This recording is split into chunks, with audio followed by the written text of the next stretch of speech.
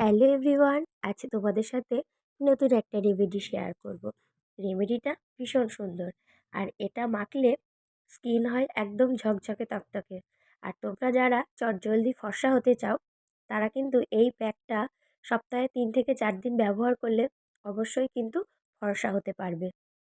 তো চলো, রেমেডিটা কী দিয়ে তৈরি করছি সেটা তোমাদের বলে নিই।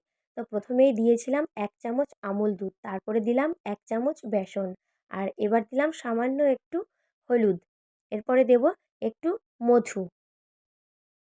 এবারে এই উপকরণগুলো একসাথে খুব ভালো করে মিক্সড করে নেব। আর মিক্সড করার আগে দিয়ে দেব একটু টক দই।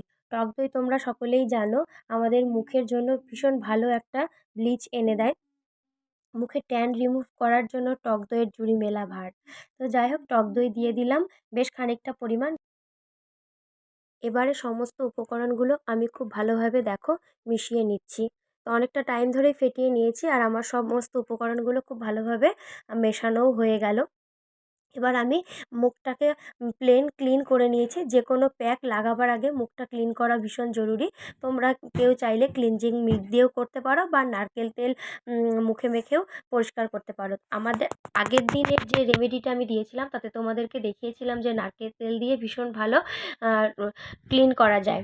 তো আমি আজকে প্লেন জল দিয়েই ক্লিন করে নিয়েছি। এবার খুব ভালো করে সারা মুখে, গলায় মাখিয়ে নিয়েছি।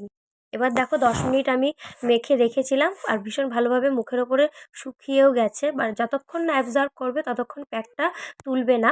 আমার মুখে প্যাকটা অনেকক্ষণ অ্যাবজর্ব করার পরে মোটামুটি টেনে যখন এসছে, যেহেতু শীতকাল একটু তাড়াতাড়ি টানছে, তারপরে দেখো ভালো করে পুরো ফেস আমি ক্লিন করে নিয়েছি, ধুয়ে পরিষ্কার করে নিয়েছি। আর এবারে দিয়ে দিচ্ছি একটু ময়েশ্চারাইজার। তোমরা যে যে ময়েশ্চারাইজার ইউজ করো সে সেটাই দেবে। তো আমি একটা হার্বাল ময়েশ্চারাইজার ইউজ করি, তো সেই ময়েশ্চারাইজারটাই ইউজ করলাম। আর এটা আমার ভীষণ ভালো একটা ময়েশ্চারাইজার, স্কিনটা ভীষণ সফট করে দেয়। তবে এই ফেস প্যাকটি কিন্তু প্রতিদিনই ইউজ করা যায়, তবে প্রতিদিন ইউজ না করলেও অন্তত সপ্তাহে 2-3 দিন করবে। আমি যখন এই প্যাকটা ইউজ করেছিলাম আমি একটানা অনেক কয়েকদিন ইউজ করেছিলাম, তবে আমি ভালো একটা রেজাল্ট পেয়েছিলাম। তো চলো, আজকের মতন এখানেই শেষ, টাটা।